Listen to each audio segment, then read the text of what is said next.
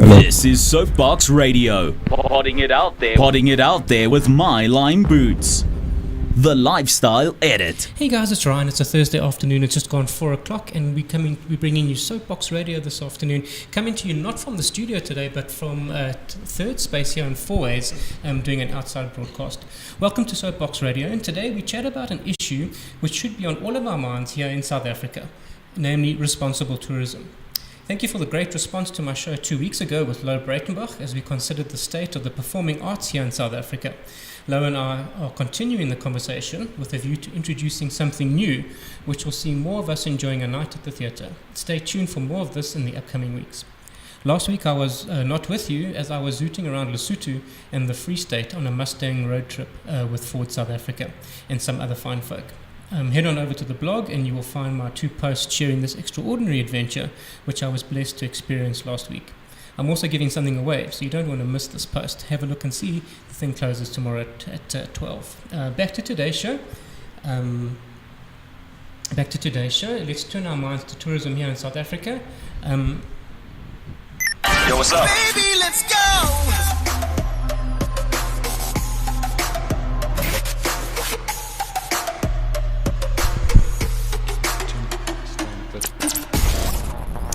Okay, responsible tourism is very much a buzzword in the industry, and it has been for some time. Responsible tourism is tourism which minimizes negative social, economic, and environmental impacts. It generates greater economic benefits for local people and enhances the well-being of host communities. So something like lion cub petting at the venue down the road would be an example of what responsible tourism is not, as these baby lions often land up in canned hunting farms just a bit further down the road. Today I'm joined by Brad Leontsinis, who has an infectious passion for wildlife, which is hard not to be captivated by. Growing up, Brad spent much of his time in the Kruger National Park region of South Africa, where he quickly developed a keen bush skill. Having first worked as a wildlife guide from 2003 and having subsequently worked throughout Africa in the wildlife and conservation industry, Brad has a wealth of experience and today works as a specialist wildlife guide and photographer for African Insider, an ecotourism company which he co-founded. Through his guiding career, Brad developed a passion for wildlife photography and believes strongly in the idea of conservation through photography. Brad is quoted as saying, "I believe through the power of imagery, we are able to tell compelling stories about the moments which matter most." With his training rooted in the sciences and with an environmental and ecological background, Brad firmly believes that partnering business with research and tourism is the best conservation strategy which exists. Intro's done. Let's jump straight into today's discussion. Welcome, Brad. Thanks, Ryan. Great to be here. Thank you very much. Have I summed you up correctly there, Brad, with all your exploits? Yeah, I think you have, certainly in this context anyway, 100%. Has wildlife and an appreciation for wildlife, has it always run in your veins? Yeah, I would say it definitely has run. It's not something you get into to make massive amounts of money. Sure. It's a passion-based thing, and literally since I was tiny little kid, it was just something that I had a big passion for, mostly from animals, just a big love of animals. Yeah. And then naturally that took me into where they are best found. So on family holidays, did you guys go to the Kruger Park? Was that the standard type of family holiday? Is that you think how it came about? Yeah, shame. So it literally was born into me, this passion. I think I forced my parents into a whole lot more bush safari wildlife holidays than they otherwise would have had to be put through, although I don't think you ever have to be put through something like that. Okay. But yeah, man, totally it started with a passion, going there as much as I could when I was little, and then just working it into a full-time hobby and eventually career. Yeah, okay. Brad, you've been involved in all aspects of tourism, starting at lodge with lodge management and then on to leading trips. How did this come about? Taking it that next step from to something that you enjoy doing over holidays? Yeah, so my initial, as you said, my grounding was in the sciences. I decided to explore the whole environmental and ecological side of things, while I was doing it, I realized that that's a very academic approach to things, and you only have so much power as one person, what you can do through the academics and the science route. Yeah. It's a fantastic route, and there's a lot to be done there, but for me, the more on-the-ground approach, wildlife, through the tourism, that's where I started to see that through tourism, that's where the protection can really happen. So it's very important to take into account the academic approach and the sciences and everything that goes behind it, but then making sure that we actually take that knowledge and put it into play on the ground. And that, for me, worked best in tourism. Just the fact of people being there, people spending money to be in these places meant that there was actually somewhere for people to do the research. So taking the conservancy and the sustainability element, really taking that to heart, eh? Absolutely, yeah. Like I say, it needs to be there in order for people to be able to do the research and for us to learn more about what's there, but it has to pay its way. And the tourism element is what allows it to do that. So you've been leading trips since 2003. Have you literally walked across the African continent? Are there places that you haven't been yet? Or is that a silly question, Brad? I have. I've been to, Africa's huge. Wildlife is huge. People have, especially from overseas, South Africans are a bit better, but from overseas, people have an idea of what a safari is, and it's, the Discovery Channel, you step off the plane and there it is. It's not like that. It's a very, very diverse kind of thing, and I always say in wildlife, if you stop learning, then really you just need to stop completely. So there's many more places that I want to see, many more places that I want to go. Big continent, but I'm slowly getting there. What's been your highlight to date, Brad? Oh, that's a question, Ryan. A recent highlight has certainly been part of what we're going to talk about is the gorillas. Just with only 880 of them left in the world. It actually took me by surprise, knowing so much about them and that kind of stuff. When I did it for the first time myself, walking into that kind of sighting and that kind of space, you actually get quite choked up and almost emotional about just the power of what's happening. It brings it home as how important an issue it is. Yeah, so we talk about so often, how under threat these animals are. Sometimes it's a difficult thing for people to understand. We say these elephants are getting hammered, they're going to be in a lot of trouble, but when you put the numbers, people don't quite grasp that with a few 100,000 elephants left, they can actually still be in trouble. Yeah. But with the gorillas, it's something you go into. There's less than 1,000 of them. Sure, that's crazy. You know what I mean? So you get there, and that certainly hit home for me. And it was a good thing for me to experience again. These firsts. So often I'm taking people into these firsts and that kind of stuff, and I'm always trying to put myself in their shoes and understand how they're seeing it. And for me, that experience sort of put me back to the basics. Talk to me about African Insider, a business that you co-founded to promote safaris and walking trips and things like that. Talk to me about African Insider. So African Insider, I started as a wildlife guide and working in the tourism space once the actual career started and I was out of the studies and that kind of stuff. I saw too much on the ground of people arriving with the wrong impressions. I learned very quickly as a guide, the best thing that you can do to really give people the best experience they can have is to manage that experience and manage their expectations. I had people arriving on the other side. We were on the ground that side, and I had people arriving on that side with completely the wrong expectations, which then influences their enjoyment in the trip and their take-home message from the trip. So we started African Insider with the vision of actually trying to, from the knowledge that we have from on the ground, the practical knowledge, not just a travel agent or a travel space, but actually quite a deep level of expertise and local knowledge. Sure. We were able to manage that whole process better.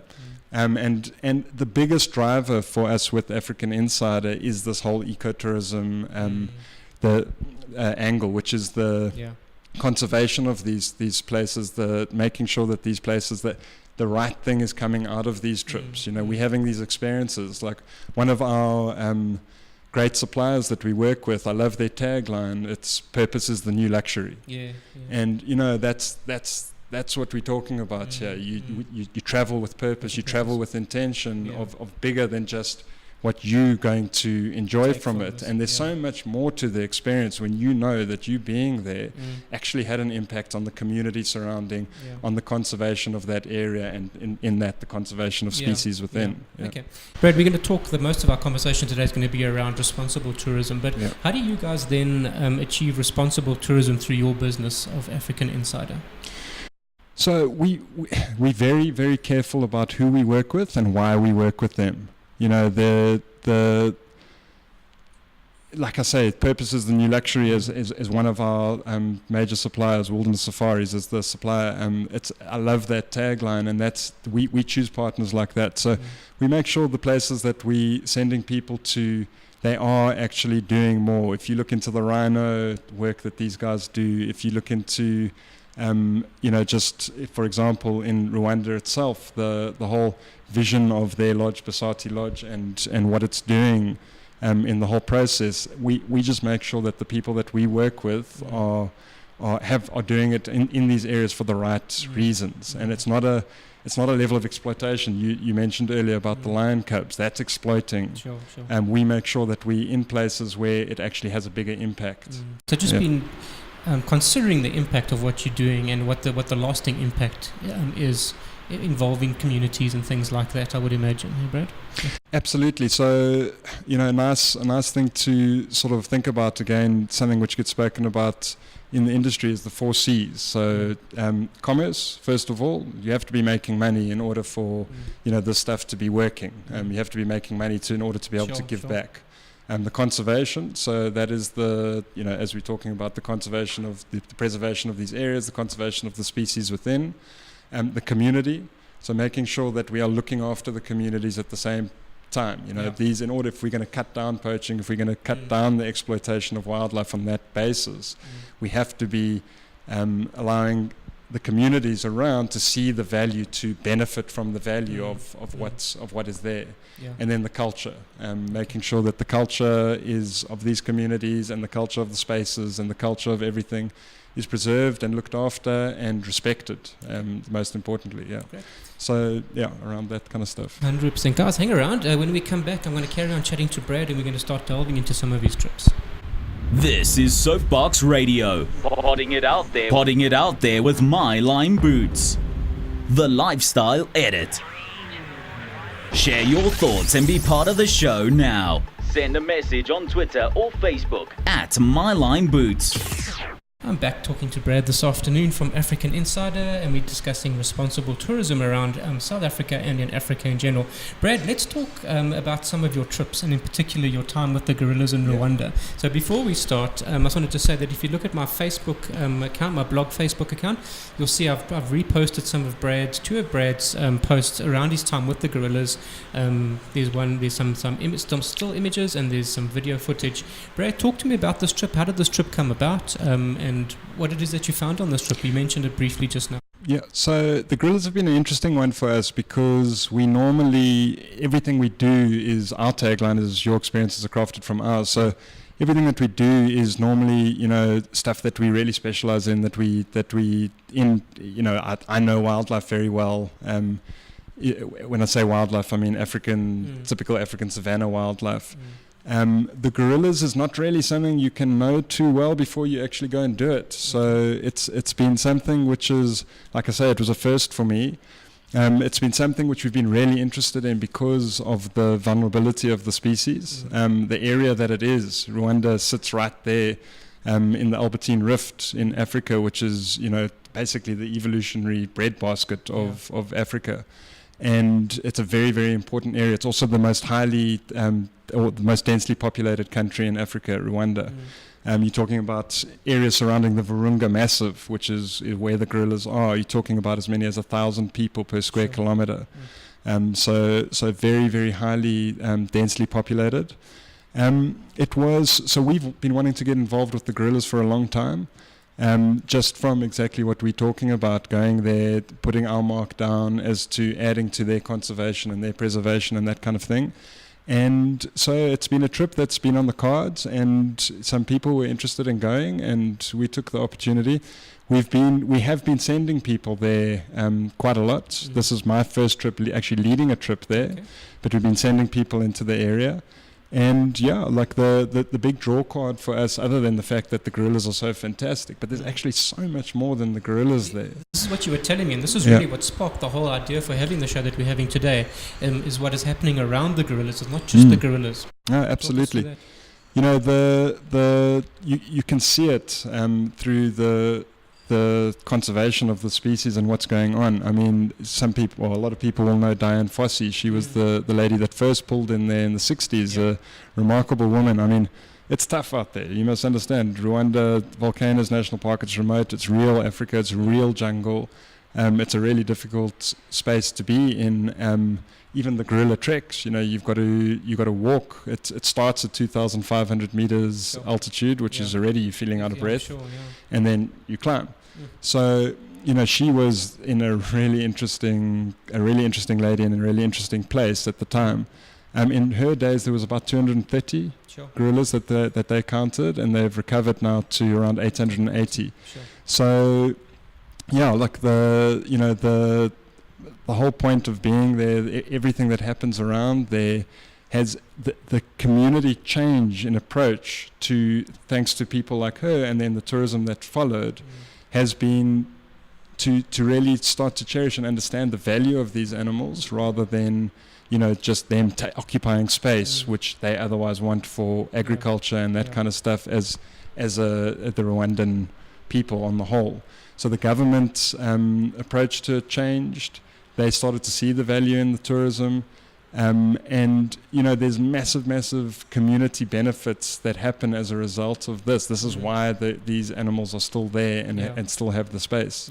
So the whole ecotourism thing, like I say, around the 4 Cs, you know, it's really about understanding the models surrounding these animals and these areas rather than, you know, just going in for just the gorillas, just the exploitation, if you can call it, of one species. You know, gorillas as well, you know, they benefit. Golden monkeys, most people will have never heard about. They're an endemic mammal species, primate species, which they only occur in that Virunga region. And, you know, it's going to be very difficult to go to task with the golden monkeys and create a massive conservation drive around that. But the gorillas are a much bigger flagship species. And in so doing, they create this umbrella of protection, and, you know, all these other animals that fall underneath that umbrella benefit in the process. So, you know, there's a lot more to then just saying we're going on a gorilla trek and we're going to Rwanda for the gorillas. While you're there, while you experience this thing, you get to actually go into the community, see the benefit, see how these people cherish this asset that they now have, and that's how they see it now, as an asset, as opposed to, you know, in the past what was something there for bushmeat, poaching of goods, selling of goods, that kind of stuff. It's just a change in approach. Talk me through your highlight of that trip. Rwanda was an African country which I haven't experienced like that before, aside from the gorillas, just the whole thing around the genocide which happened in 1994 and their recovery from that was really quite fascinating. Speaking to general people, you know, people in the lodges and that kind of stuff, and just anybody really was very interesting, very open about it. So that was an eye-opener.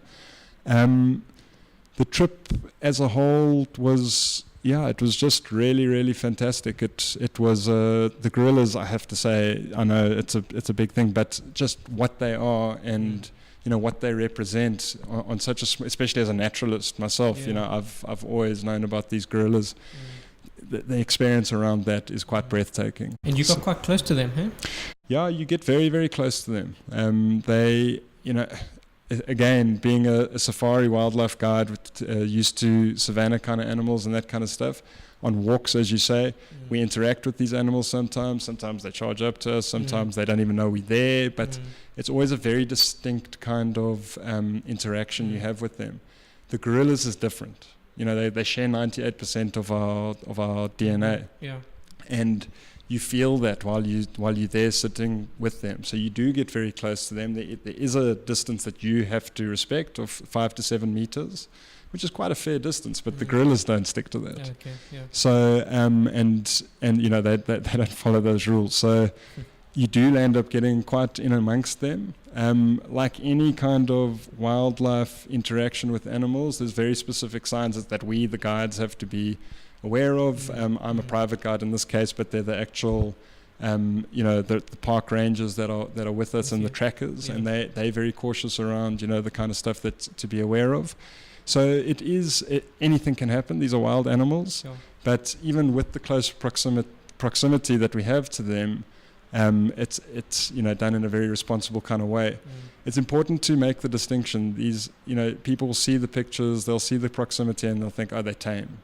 They're not. They're habituated. There's a big difference between tame and habituated. I often get the question when we on a vehicle or something like that in a lion sighting, and people say, oh, but look how cute they are. I'd love to just touch it, pet it on the head. I go, you will jump out and see the difference. As soon as you stand up on a vehicle, as soon as you get out and that kind of stuff, these animals react completely differently, and they're habituated to the vehicles in that case, but they're not habituated to you being on the ground. With the gorillas, they're habituated to us being in their space, but do things wrong, and you'll see a very, very different non-tame reaction. Sure, amazing experience. And if you guys have a look at my Facebook, you'll see some of the feedback or the footage from Brad's trip. When we're back, Brad, we're going to chat a little bit more and look at some different countries in Africa. Botswana, we're going to talk about the Serengeti and see how they do things and contrast the two against each other. We'll be back with Brad now. This is SoapBox Radio. Potting it out there with My Lime Boots. The Lifestyle Edit. You're tuned in to SoapBox Radio. Potting it out there with My Lime Boots. Share your thoughts and be part of the show now. Send a message on Twitter or Facebook at My Lime Boots. I'm back this afternoon chatting to Brad from African Insider about responsible tourism and his tours across Africa. Brad, talk to me. We were talking earlier today about how different countries do tourism and this aspect of responsible tourism differently. And you brought up the example of Botswana, high value, low impact tourism versus what happens in the Serengeti. Let's chat about that. Yeah, so it is an interesting thing. They're two interesting areas because they're both absolutely wildlife hotspots, and they've got different approaches to the whole thing, and you experience that while you're on the ground. Botswana has, as you say, a high value, low impact tourism, so it's an exclusive place to go from a safari destination point of view, from a wildlife destination point of view. Their ethos is, it's a privilege to be here, so you've got to pay for it. And it's not something that you're going to do all the time. It's a bucket list, once in a lifetime kind of experience. And in so doing, they are able to have minimal impact while doing it, but getting as much out of it as they can. Okay. Now, a lot of people will say, well, it's not just for the wealthy and it's not just for the rich. And I agree with that. But it's often the approach is that, we just have the right to this stuff, and we Africans or we South Africans, so we can just go and do it, and we shouldn't have to pay a lot of money. But there's a lot that goes behind this stuff: anti-poaching units, the leasing of land, the buying of land, the vet bills that go into it if it is a managed piece of land. There's a lot that goes into it. So people need to change their mindset as far as I'm concerned. It is a privilege to go and do, and it's not something we're going to do all the time. View it as something which it is, as special as it is. The Serengeti approach is one which makes it a lot more accessible for people, which I support. I think that everyone deserve the right to go in and do it, but it's then how these things are enforced and how they actually play out on the ground. At operator level, would you say? At operator level, yeah. So the Serengeti, you still, same as in Botswana, you still have to be with a guide in a vehicle and that kind of stuff, but there's much less policing and there's much less control around these guides and how it works. So it feels a little bit like a Ferrari safari at times, and it feels a bit like a bun fight around this stuff. And just with a little bit of training, with a little bit of respect, and that kind of stuff, I really feel it can happen a lot differently. Yeah. The beauty of the Serengeti and its approach, I mean, it's a phenomenal place. As a naturalist myself and somebody who's seen a lot of this stuff, there's few places you can go, particularly when the migration is around and that kind of stuff, where you can experience wildlife on this level. And the nice thing is it's accessible. But if you're going to go and do it, be aware. Choose the right guys, as we're saying. Choose the right operators that you're going to do it with while they're there, that they're giving back a little bit, that they can. In that case, we were with And Beyond, and they were outstanding, compared to the rest of the guys. When I say And Beyond, they're another operator that owns and runs lodges through Africa. And, their guides are very well trained, and they're very clued up on the correct practices in the way to do this. And the other operators can do that as well. It's not a case of... And Beyond is much more expensive than the others. It's just about it's doable by everyone. So the beauty is that the Serengeti is still there, and the all this tourism that gets pushed through there supports this kind of stuff. But if you're going to surround a hunting cheetah in a ring of vehicles so that they can't actually get through the ring of vehicles to the prey on the other side, that's incorrect practice, and that's exploitation, which we were talking about earlier. So, they are very different. They're both phenomenal and fantastic, and you almost have to take it with a pinch of salt when you do go to the Serengeti. But and once you get over it, it's wildlife like you will have not seen anywhere else. I'm sure. But just how it plays out, I think that a lot can still be done. If you have a look at my Facebook account, you'll see I've reposted one of Brad's posts with a roaring lion. Tell us a little bit about that, Brad. Yeah, for me, the lions, they're just the most phenomenal, powerful animals. And if I can choose something like that around a big five animal, there's so much more to it, but often not people come for things like big five. If I can choose a kind of experience that you can have, it's not to see a lion killing something or something. Get amongst a roaring lion. You feel that resonance in your chest here. It's just something that these things are big, but when you hear a lion roaring, like right in front of you, there, it just literally takes your breath away, it takes your ears away, because it's just... So that was in Botswana. Those were actually two challenges. That you see the one lion, you can hear another one roaring. Those were two challenges. So they were on an area challenging the pride males, the territorial males in that area. When the challengers come in and they're laying down a challenge, they come in and they roar, they make their presence known. So it was actually a really exciting thing that was going on for those 3 nights that we were there. We had these lions roaring at each other across and chasing each other around, and it was a fascinating thing. But it's all started with that roar. So it was a really cool moment. Amazing post to look at on my Facebook account. Brad, you've been quoted as saying travel created with conscious awareness of environment and community allows us to craft experiences for our clients which give them the best experiences available while conserving and protecting the places they visit. How can I, as a tourist, how can I ensure that I'm being responsible with my tourism? So, Ryan, it depends on what level you do it.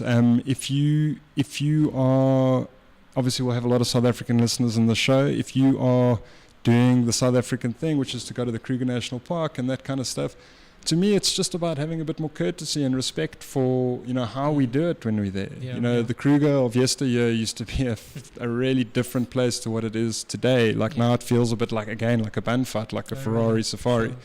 So for me, just be a bit more aware of how you behave, and especially in these places where you're dealing with wildlife and that kind of stuff, be courteous and mindful of obviously the impact that you're having while you're there. If it's not like that, choose, do a little bit of research into who you're doing this stuff with and why. What are their drivers? If their drivers are the right reasons, you can rest assured that you're going to the right places and you're almost going to be doing the right thing through it. But if you're doing it with whoever's the cheapest and the quickest and the whatever, you're probably not ticking it's a bit difficult to say what the outcome is going to be. So be aware of who you're going with and why, or who's booking your trips and why, and where they're booking them. Are they booking them into a hotel in an area with obviously way too many beds for what that little area can sustain, or are they booking them into a lodge which is got a little bit less beds in it and a little bit less impact on the area and that kind of stuff. That kind of stuff. Just be aware.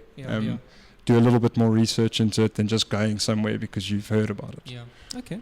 Brad, as we wrap up, what has life taught you through this extraordinary adventure you've been on so far? What is your biggest life lesson to date? That's a good question, right? The easiest thing for me to say then is probably to go back to stuff I learned in wildlife guide training, situational awareness. Be aware, like I've just been saying, be aware of the situation that you find yourself in, why you're there. We used to take situational awareness, while we're walking through the bush. Don't just be talking to people and looking on the ground. Be aware, listen to the squirrels, look at the birds, look at everything's talking to you the whole time. It's telling you what's happening around you. Let's all just be a bit more courteous and respectful with each other. And 100%. Brad, as usual, it feels like it's gone in 5 minutes, our time together. Where can listeners get hold of you if they want to get more in touch with you or continue this conversation or consider a tour with you? So my biggest platform personally, on my personal side, is Instagram. That's you spoke about my love for the storytelling ability that we have through this imagery and then the conservation photography. So my Instagram is at Brad Leontsinis. It's just my name and surname together. Otherwise on Facebook, same thing, my personal profile on Facebook, and then our African Insider page on Facebook. That's where we're sharing a lot of our adventures. And then the website, africaninsider.co.za.